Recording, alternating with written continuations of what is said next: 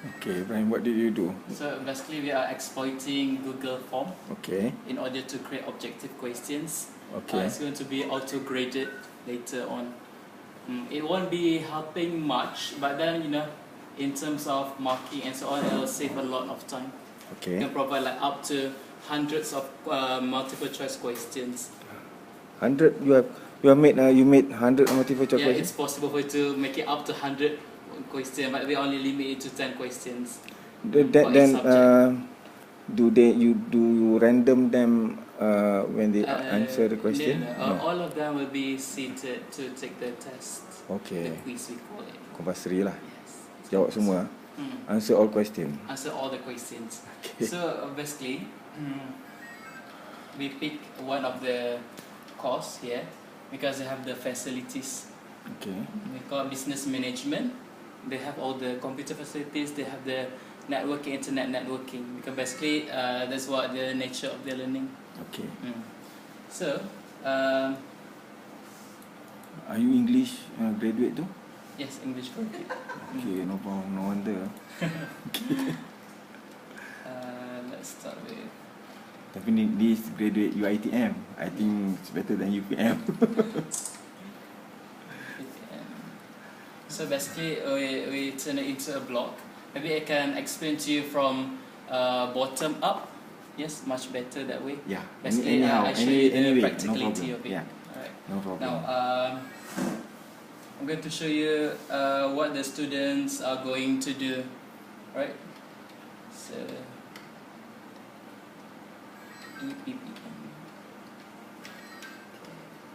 let's set up a block. Excuse me, you mentioned about blog. Yes, because basically all the links of the quizzes we put in one block, one particular block. Blogspot. Yeah, Blogspot. Okay. It's easier for the student to answer all the quizzes because there are like 7 subjects.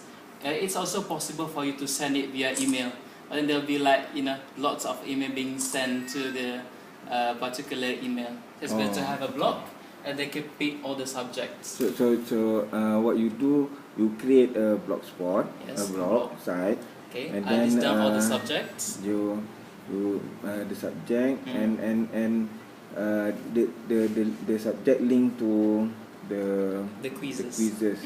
The quizzes you also put it inside the blog. Yes.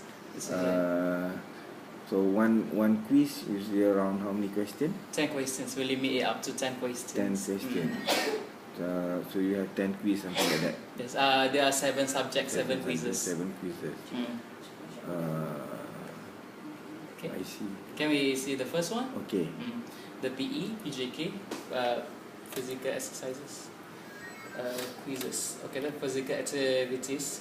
It's very interactive because you can put videos. You can also put photos as well as the link. For example, in the class usually you have to explain to the students like this one. When did they win Thomas Cup? Right. Yeah. So basically, the student can simply click this link below. So they can view video. Yeah. This one an article.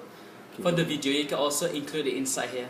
So we only include pictures. Because last time the internet wasn't really good, so I only asked the teachers to put the pictures. They can read like this one, Langkawi Island, and then this is the picture of Sipadan Island. Yes. So basically for the quizzes, usually multiple choice questions, they are not that interactive, only like ABC. People hardly put photos, yes. And right. It's impossible for them to put videos and links. No videos, no way.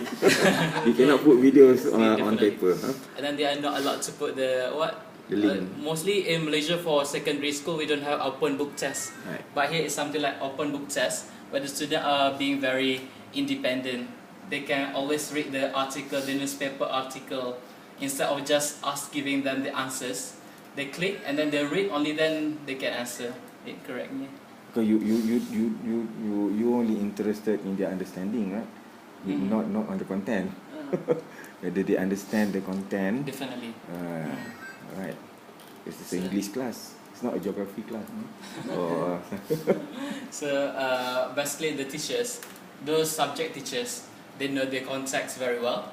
they know the question for this standard. Yeah. Because they are like their second semester this year, Yeah. so they are following the syllabus by BPTV.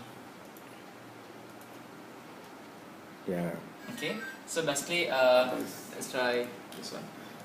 Basically, I've answered all of this. I answer it randomly. Okay, so I just want to do a demo.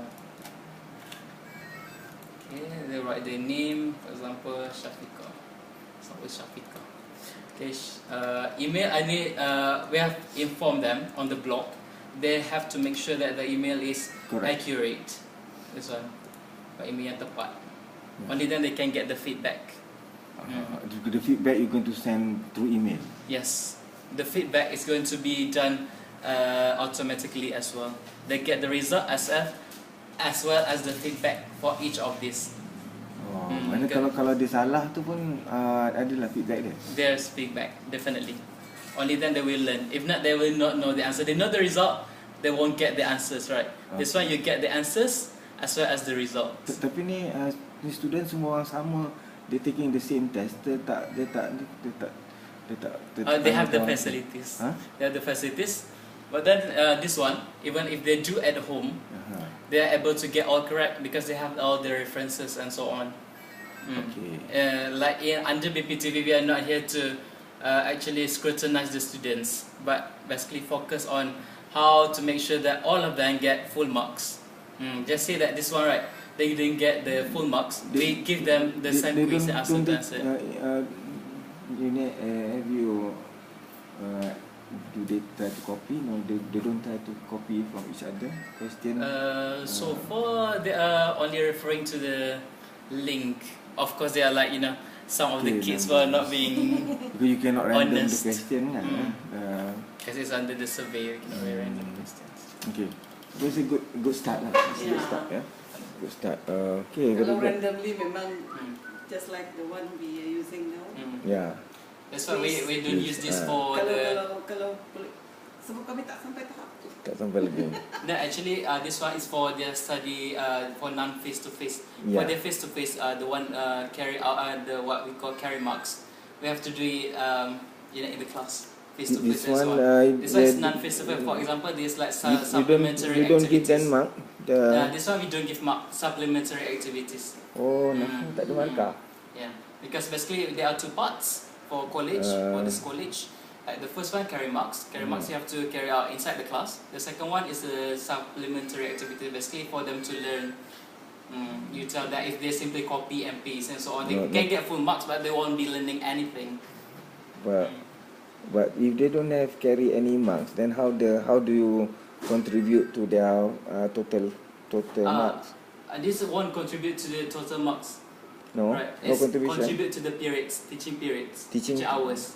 Learning hour, teaching hour. Learning hours. Learning hour. For example, they're like 14. This one additional non-face-to-face, another 28 face-to-face. So they have to complete this hour. They have to complete this hours. Or not only they macam you lah. Yeah. They not only they have marks for them to pass, but they also have learning hours they have to complete. Definitely. So because we are actually focusing on the project paper considered learning hour lah. So if they complete a paper, they may get like 20 hours of work. Yeah. And you have this vocational ada this learning hour. That's why they were following the higher learning institution like colleges, universities. Learning hour. Sebab ia ada kredit kan? Yes, credit hours. Credit hour, betul lah. I think I will use this for